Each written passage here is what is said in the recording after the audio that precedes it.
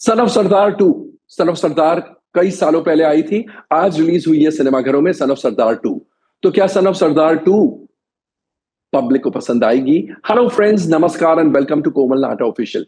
इस वीडियो में हम रिव्यू करने जा रहे हैं सन ऑफ सरदार टू को। सन ऑफ सरदार टू एक सरदार की कहानी है जो अपनी खुद की शादी तो नहीं बचा सकते हैं, लेकिन किसी एक लड़की की शादी वो करवाते हैं, उस लड़के से जिससे वो बेहद प्यार करती है, लेकिन उसके फैमिली वाले थोड़े स्ट्रिक्ट हैं।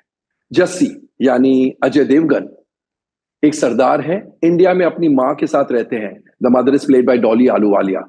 उनकी बीवी डिंपल, नीरू बाजवा इन स्पेशल अपीयरेंस, वो स्कॉटलैंड में है, काम करती है वहां पर। कई सालों बाद वो दोनों स्कॉटलैंड में मिलते हैं, लेकिन डिंपल जस्सी को कहती है कि वो डिवोर्स चाहती है। Naturally Jassi is devastated. India आए और अपनी मां को ये बुरी खबर दे, इससे बेहतर है कि वो स्कॉटलैंड में ही रुक जाते हैं। रेंट पर एक घर लेते हैं और वो घर बिलोंग करता है राबिया को। Rabia played by Mrunal Thakur. अब राबिया की बेटी है सबा, प्लेड बाय रोशनी वालिया। वो प्यार करती है गोगी से। Gogi played by Sahil Mehta. गोगी के पेरेंट्स स्ट्रिक्ट है।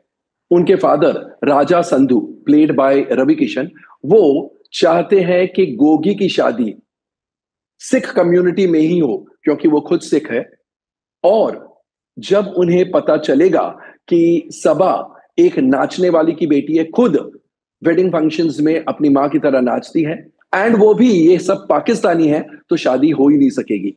इसलिए राबिया जस्सी से रिक्वेस्ट करती है कि आप सिख है, आप सरदार है, तो इसलिए आप होल्ड आउट कीजिए, जैसे कि आप मेरे हस्बैंड और सबा के फादर है, और ये शादी करवा दीजिए। क्योंकि राबिया के real husband Danish played by Chunky Pandey, वो उन्हें छोड़ चुके हैं, वो कहीं और रहते हैं स्कॉटलैंड में ही।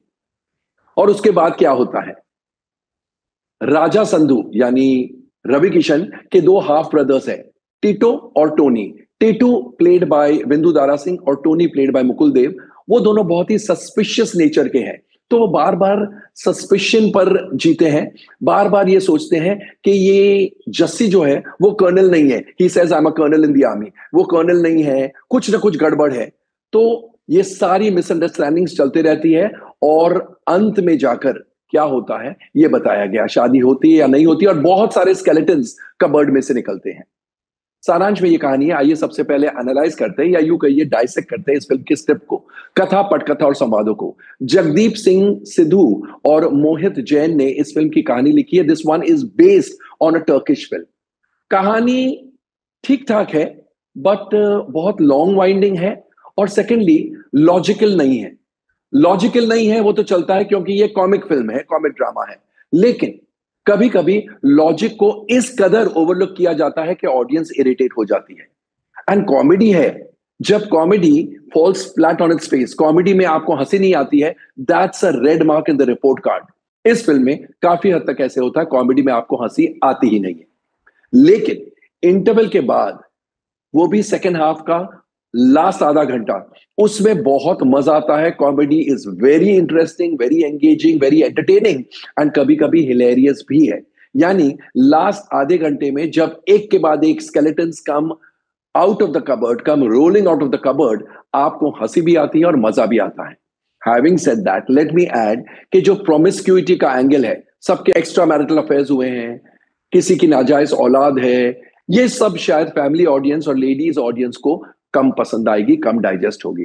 जगदीप सिंह सिद्धू के डायलॉग्स बहुत अच्छे हैं। ये तो बात स्क्रिप्ट की, अब एक नजर डालेंगे एक्टर्स के परफॉर्मेंसेस पर। अजय देवगन ने काम अच्छा किया है। He plays his character of Jassi with conviction. Mrunal Thakur जो राबिया बनी है, she is quite good, dances उनके ग्रेसफुल है। रवि किशन जो राजा संधू की भूमिका निभा रहे हैं, he is done a wonderful job. वो अपने किरदार में 100% घुस जाते हैं, and he comes out trumps. Sharad Saxena जो राजा संधू के पिताजी रंजीत सिंह संधू की भूमिका निभा रहे हैं, छोटा रोल है, लेकिन जितना भी काम किया है उन्होंने बहुत ही एंटरटेनिंग तरीके से किया है। संजय मिश्रा जो बंटू बने हैं, again a short role, not a very long role, not a very lengthy role, लेकिन जो भी किया है बड़े ही नेचुरल स्टाइल में किया है। अश्विनी कालसेकर जो प्रेमलता है, यानी राजा संधू की बीवी की भूमिका निभा रही है, she doesn't get much scope, जितना भी किया है ठीक ठाक किया है। Then there is Chunky Pandey in the role of Danish, Rabia के हस्बैंड. अगेन क्लाइमैक्स में या यूं कहिए सेकेंड हाफ के लास्ट हाफ एन आवर में वो अपनी छाप छोड़ते हैं. दीपक डोबरियाल जो गुल बने हैं, he is a man who has had a sex change operation and is therefore now a girl. तो he is very earnest, बहुत इंटेग्रिटी वाला काम है एंड कभी कभी वो बहुत हंसाते भी है.